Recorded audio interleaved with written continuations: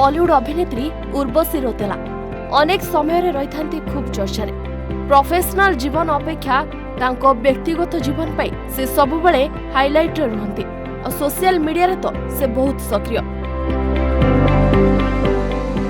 अनेक समय ऋषभ पंत को ना उर्वशी को सह जोड़ा जाउथला किंतु वर्तमान लागुछि जे उर्वशी निजे तांको संपर्क को सील करछंती।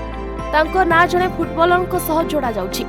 सही रहस्यमय व्यक्ति को सह अभिनेत्री को फोटो मध्य सोशल मीडिया रे दिनकु दिन भाइराल हेबार लागिछि। फ्रेंच फुटबॉलर को प्रेम रे काले उर्वशी पड़ी जाइथिबा नै चर्चा हेलाणी।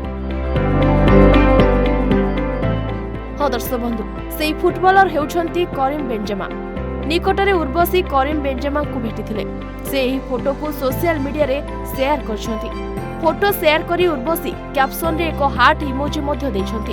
उर्वशी को ए फोटो देखि प्रशंसक माने उत्साहित अछंती। से करीम को डेट करछंती बोली एक गुजब मध्य चलीछि।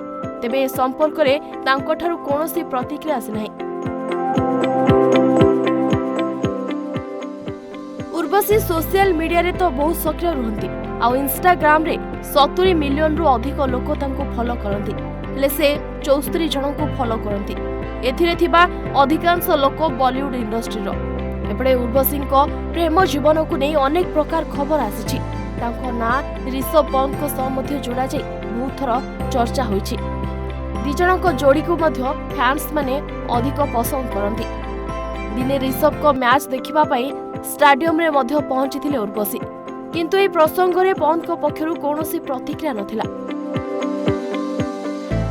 तबे वर्तमान भाइराल होतबा पोस्ट देखि तांको फैंस पुणी थरे अनुमान करबा आरंभ करछंती।